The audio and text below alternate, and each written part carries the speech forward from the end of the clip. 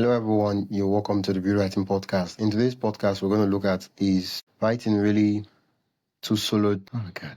Is writing too solo.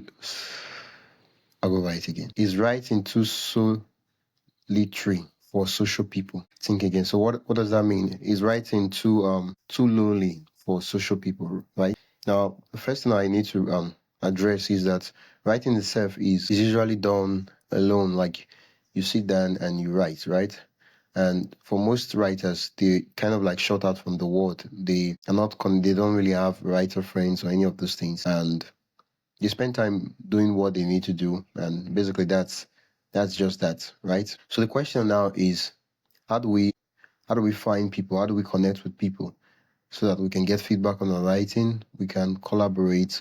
We can get a different perspective, see what's happening, and use that to grow. Well, the first thing it would be to join a writing workshop or an event or conference, right? So if there's a conference happening in town, you can go for one. See, the thing with having a writer friend is that these people they kind of like, it's more like you guys are on the same path. They understand the pains, the struggles that everyone is going through, and so there's this connection when you guys are talking. It's just different, right?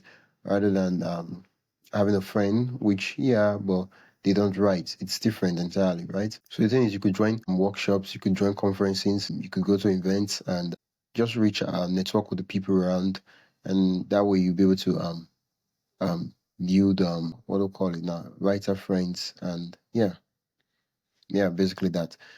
But then the next thing is other ways you can reach out to people online. You can join Facebook groups, and there are a lot of forums. Yeah, some of them are spammy, others are really, what do you call this thing, are really good. Yeah. Example of one that I would really recommend is Deadline for Writers, right? That one is like really focused. I like the whole idea because being focused, people don't spam or do anything, right? You submit your work and you can get feedback on your work, and you can give feedback to other people's work too, right? So that in a way, it's very encouraging. And considering the whole idea and the whole fact that it's free, right? It's completely free to do that. So you can connect with people there, you can reach out to people, and you can go to Twitter, you can see and then you share the project you're working on, right? Yeah. Usually when you build a social media following where you share the projects and the things that you're working on, you tend to create a cycle and a community of people. It's one way, right? There's direct to direct, and then there's put yourself out there, and the people that are into the stuff you do would attract, will come towards you. Okay. So the next thing is we want to engage in online communities or writing communities. The other one is we want to join a writing group, a lot of writing groups, or we want to start a writing group, right? So you could start a writing group of 5 to 10 persons, and you guys just talk about, the funny thing about is that there are a lot of writing groups, but most of them, they're just spamming, right? Nobody really knows who is posting what they're posting. You have a community of 20,000 members. But now, I get it. Having a community of 20,000 members it has its own importance, right? But usually you can't really say you know those people, right? A community that's like 20, 25, and which everybody's active, right? And everybody's participating, everybody knows who is who, right? And able to give feedback, right? So there's this connection. So you could either join one or start one, right? So you can reach out to people that, oh, I'm starting a writer community. Usually you want to look for, okay, like around like the same level at which you're like, oh, I'm a beginner writer.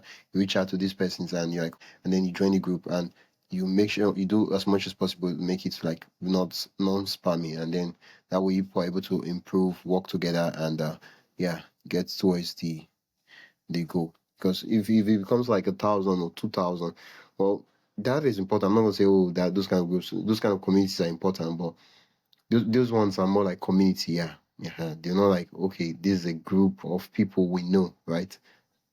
Yeah. So you join the big community, you ask questions we don't know. There will be advanced writers, there will be beginner writers, people with diverse experience to help answer your questions on areas that you're not clarified on.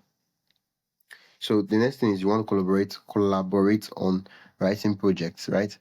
You want to reach out to people, collaborate with writing projects, and work on a couple of things. So there are different writing projects you could work on. For example, let's say you want to do poetry. Let's say you're a spoken word artist, right? You could actually connect with a music producer to make the music for the spoken word album or spoken word single or whatever, right? So you write the poetry, you do play perform, someone does the music production, and you guys combine together, and then something that's really, really, really fantastic, and it's a piece of art that's wonderful. So when you're connecting, you're not just connecting, you also want to connect with other creatives too that are in adjacent industries. So it's not just you and you alone, right? But I think the whole idea is simple. When we put ourselves out there, um, there are a lot of good things that happen, but then there are other things that happen. So I think we recent episode talked about the fear of criticism. Yeah, but when we put ourselves out there, what happens is that people will find us, people will see us, right? And oftentimes, most times when people like, oh, community, like a lot of numbers. No, it's not numbers. We want people, right? People who are passionate just as we are. People who want what we want, right? People who have the kind of vision that we have, right? Basically, that's the whole idea of what we even do in the first place, right? So you join a group, you start one, collaborate with people writing projects, or you just create a social media profile where you post your projects, you post the things that you work on, and yeah, that's it. Or you can reach out to people on network conference. Yeah. The thing is, if you start writing and you become serious about your writing and you like show your work, right? Sooner or later, other writers, because this is it, like attract like in a way. Because when like I see a writer like he's actually writing, I love what they write and love what they do. I'm like, oh, hi, how you doing? I love what you do. And before over time, we'll connect. I'm like, oh, I know this writer, I know this writer, and that's why one of the things I've noticed is that most writers do they kind of know themselves, especially in a particular area. Like that, oh, NSM we knew this guy, he talk this, and I'm like, how did it even happen? Because yeah, it's writing. So the question is, you want to start with your community, like who are the people in your neighborhood that are writers? You want to start from there, and then work your way up, right? Okay, so the writing challenge for this episode is connect with a fellow writer online or in person and share your current project. So ask them what are you working on right now, and then you also share what you're working on too, right? So my name is Yemichi Noah Konam, and this is the Beauty Writing Podcast, and this is me attempting to bust all my writing myths. And if you got value from this episode, I would love if you follow or subscribe.